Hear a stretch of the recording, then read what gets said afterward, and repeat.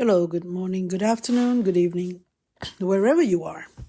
This is Naziaty Muhammad Yaacob, your Talk Architecture podcast host with another topic that is related to the last one on Malaysian architecture identity.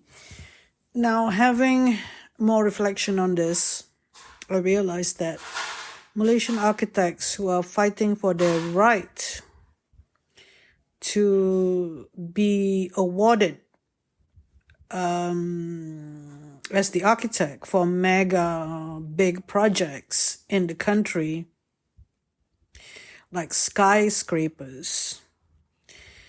Of course, Malaysian architects are competing with foreign architects to get this, to be the architect, the designer for these mega big projects. So they have the right to insist that they are being considered to be the architect because they can do it. They have done it before. And there is no lacking of design acumen, design skills, sensibilities, and expertise in this area. Definitely. Because foreign architects can build anywhere. They have the chance to build in China. They have a chance to build anywhere else in the world. And why do we invite these foreign architects to come and design in our country? Correct. Now that is about the chance, the opportunity to get commissions. And like everything else in life, we need to have an effective strategy. And being someone who is in the disability activism and know what did not work and what needed to work, I can safely say that there is lack of ideas and lack of hard work on the part of local architects in terms of debate and discussion, in terms of not being too, shall we say, kata bawah tempurung about this matter. Now, I'm sure you like to criticize me. Who are you? You're not an architect, and etc., etc.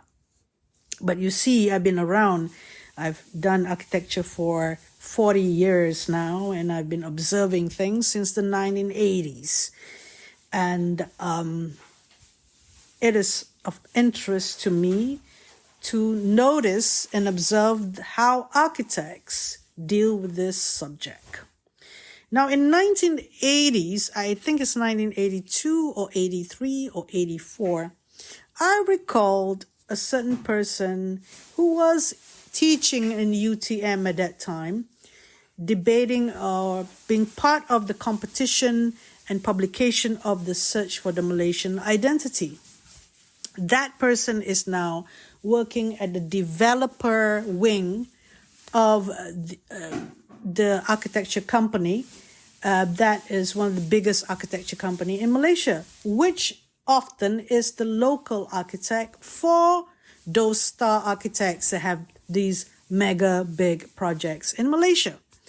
So at least this person who was searching for the Malaysian identity or Malaysian architecture identity in the 1980s has evolved himself, right? He has evolved and he has developed himself and he's doing his own stuff, right? Doing good design and all that. So there are other architects here that has rehashed or regurgitate the debate from the 1980s again, because the issue is the government has given the projects to foreign architects. Of course, we all know that. I'm not going to give names because obviously when you put names and people are going to get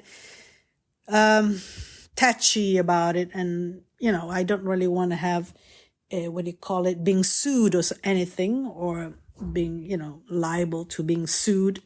So what I'm trying to say is that this debate has been resurrected. Yeah.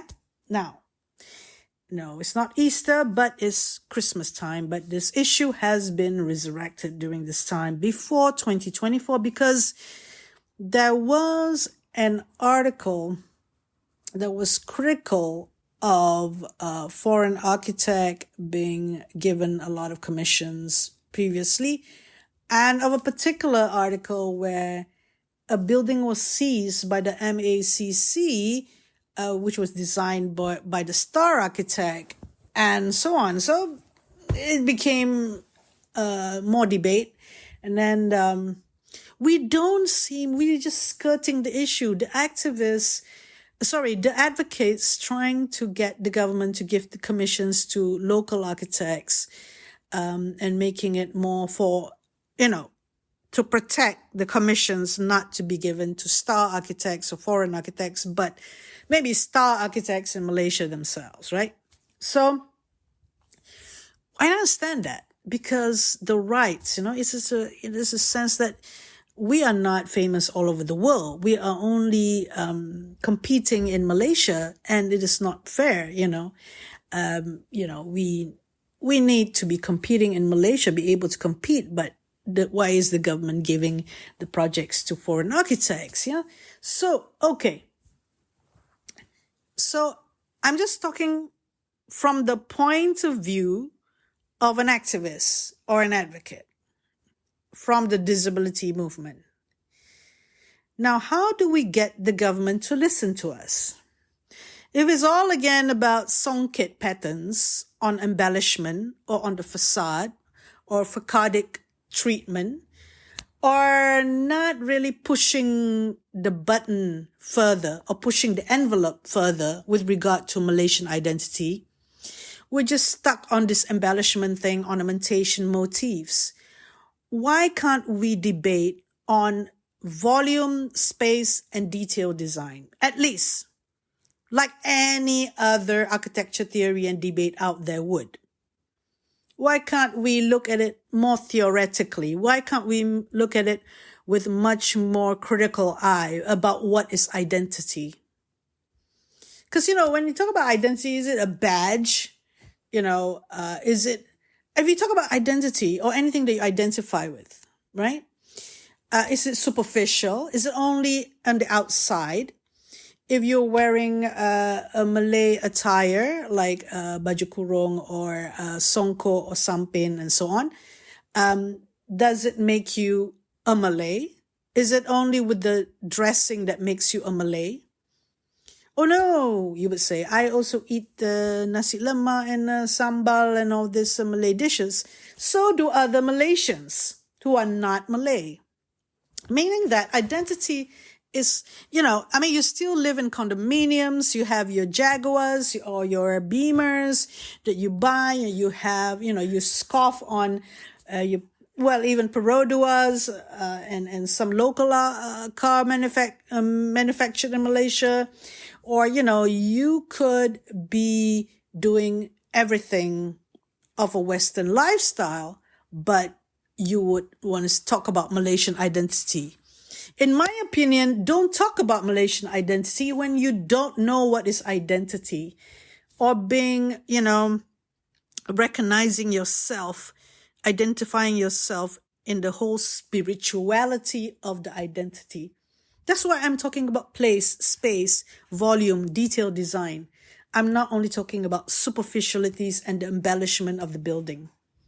Then we can go into veranda space, in between space, the street or the kaki lima, the interpretation of traditional forms. And we're not only leaving it to Malay traditional houses.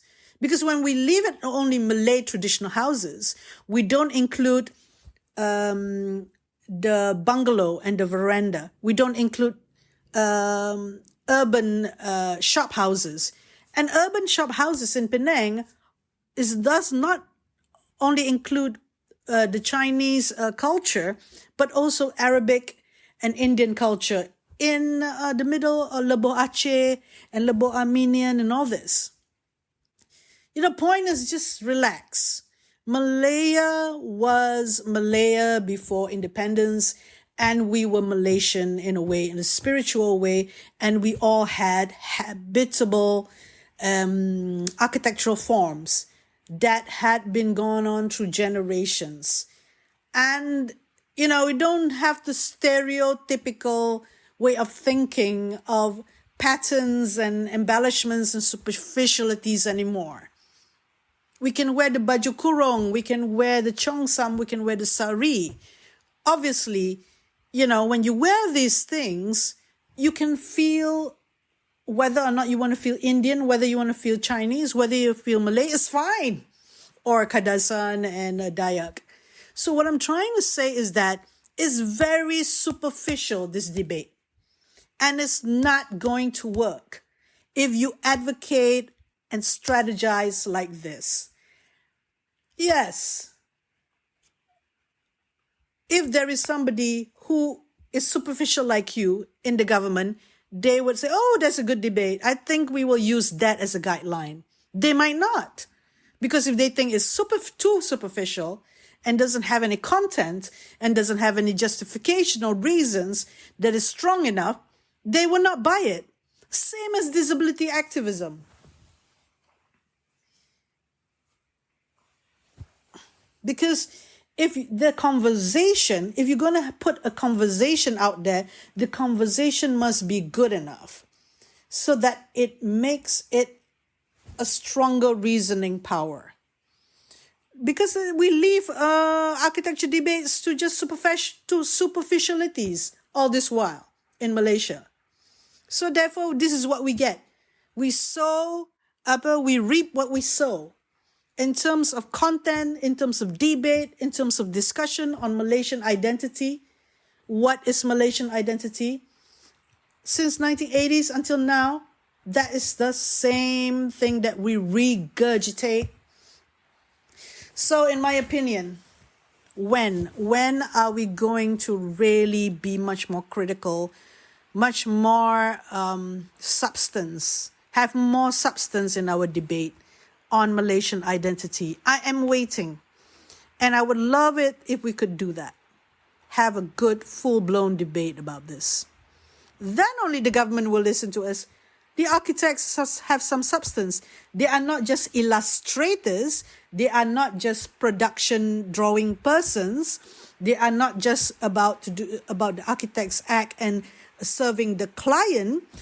Actually, architects do have some theory, do have some philosophy, do have some thinking, some justification, some protection of our cultural identity.